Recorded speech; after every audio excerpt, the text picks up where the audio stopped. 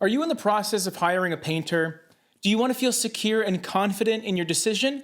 Well, I can help you do that. Here are 10 questions to ask a potential painting contractor. I'm James from thepaintpeople.com, and this is a channel dedicated to painting. We cover all aspects of it, from the best colors available to the coolest tools you can use. Our focus is to help everyone, whether you're a professional contractor or just someone looking to hire one. Whether you're a pro or an average Joe, we got you covered. I've been involved in a professional painting business for over 10 years with my family. And as the primary estimator, I've been asked all sorts of questions. To be honest, it's true what they say. There's no such thing as a bad question. In painting, communication and clarity is key. Both the customer and the contractor should be in a position where they have a mutual understanding of what work is to be done and how it is to be done. If you're worried about being too annoying because you ask too many questions, don't be. From my perspective, I'd rather clear up your questions and concerns before the work starts, rather than halfway through or better yet, at the end. I think it's important to know that these questions shouldn't come across as an interrogation.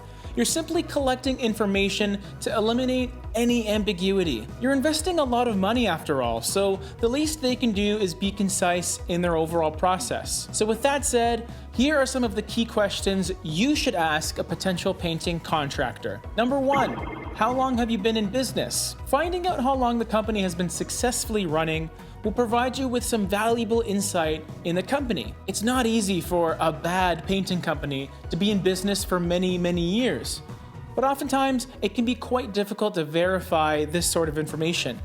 If possible, ask for their website, or better yet, an online contractor database like HomeStars, which can help verify the company even further. I know from experience, as a business, once you open yourself up to scrutiny of review-based websites, you really make sure to stay on top of your game, and you're more likely to improve your services. Word of mouth is still a tried and true method of finding good people. It's worth considering someone who successfully worked for someone you trust, like a friend or a family member. Just try not to hold it against your friend or family member if the quality of the paint job isn't what you expected. You should take responsibility for whom you hire. Number 2, who is going to be doing the painting? It's a good idea to verify who will be doing the actual work, because in 0 cases will the entire team show up for that initial estimate. Usually it'll just be 1 or maybe 2 people, and oftentimes the estimator is just the estimator. They won't be doing the painting itself. This is something that you would want to clear up from the very start to avoid confusion. If the estimator won't be there to start the project, then get them to explain the company's management process. Who's going to be running the show? It also may be a good idea to ask if the company uses employees or subcontractors. If they use subcontractors, be sure to ask if they're people they've used consistently over a long period of time. Sometimes, companies will hire subcontractors that they don't work with regularly to save costs, which could lead to inconsistent workmanship. At the very least, the team that starts the project should be the one that finishes it. It's always a good sign. Number 3, do you have liability insurance? And do your employees have workers' compensation? Your painter should have at least $1 million liability coverage, and this will protect you from any incidental damage caused by the contractor. Workers' comp is also a pretty important thing to ask about, just to make sure the workers are also covered. To be sure, you can ask to see copies of all necessary documentation. If they're covered, you're covered. Number 4, what's it all cost? This may seem like a simple and straightforward question, but it can be quite tricky to answer. Painting projects can be quite a fluid process when you factor in all the potential changes that can happen throughout. For example, you may decide to change your color halfway through. Please don't do that. Or you might take away a room that you initially wanted done. If you're not positive about every aspect of your project, it might be worth asking your painter if you have the option to make these kinds of adjustments and what the costs involved would be. It's also important to clarify who's buying the paint. You don't want to be stuck in a situation where you've completely budgeted for your project only to be left with a $1,000 bill at the end for all the paint that was used. If the painter can solidify the total price without any added fees on at the end, that's ideal. Number 5, how long is it going to take? Ideally, the painting company you're talking to should be able to estimate the length of a project with fairly solid accuracy. If they use the same or at least a similar team on a regular basis, and the job is not too complex, They should have a solid idea of how efficiently they will work. As long as the scope of work remains unchanged, the timeline should stay fairly concise. Here's an example. If contractor A estimates 4 to 5 days, and contractor B thinks it'll take 2 to 5 days, I personally would feel better with contractor A, because it seems like they have a firmer grasp on their own pace of work. Be prepared to provide a bit of wiggle room in your schedule, as there are several variables in a project that can extend the timeline a bit. Weather plays a big role with exterior projects, but can even impact interior ones. High humidity levels may impact paint drying time, for example, which could mean the difference between getting 1 coat done in a day rather than 2. Number 6, what type of paint do you use? This is a multiple component question because the type of paint means a lot more than just the company. This is an important question to ask because it allows you to be informed on the finish and, most importantly, the grade of paint that will be used. We talked about different paint grades up top if you want to check that out afterwards. But essentially, you have different levels of quality within the same company. Contractor grades are your baseline, and then it only goes up from there. Higher quality paints tend to last longer and give you a better return on your investment. A 50% or more price increase for the paint might seem like a lot, but when you factor in the increased performance, the longevity, and the look of the finish, it'll be well worth it in many cases. Number 7, where will you start?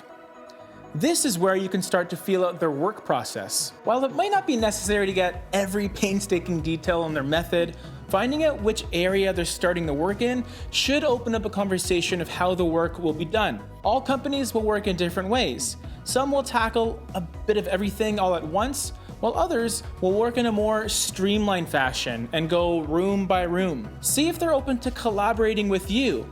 Perhaps you'd prefer to have access to your kitchen as much as possible. Ask if they could prioritize it by maybe getting it out of the way first or saving it until the end. You don't want to turn their work plan on its head, but it's a positive if they can make adjustments that will improve your quality of life during work hours. Number 8, what is your prepping process before painting begins? Prep is so important, everyone. Proper preparations will most certainly make or break a painting project. Some companies will take lots of time to cover all the floors, furniture, fixtures, appliances, and others that just go right into painting with maybe a drop sheet or 2.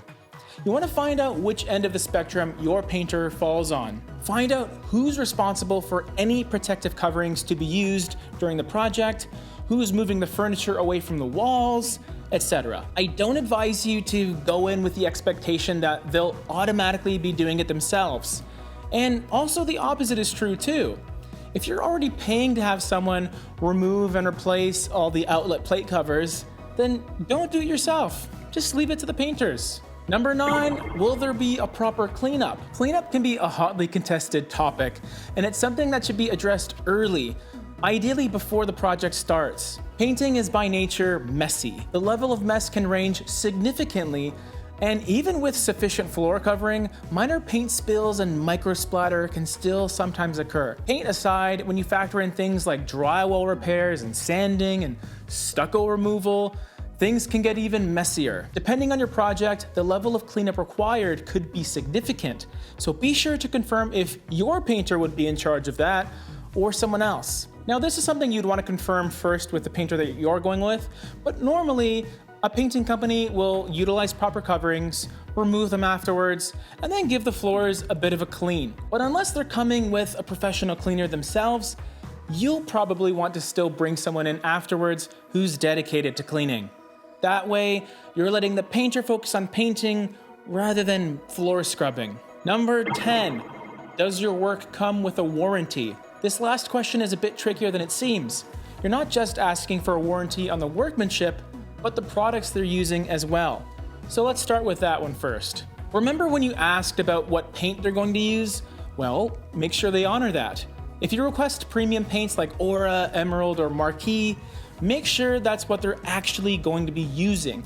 You don't want to pay for a Ferrari and end up with a supercycle.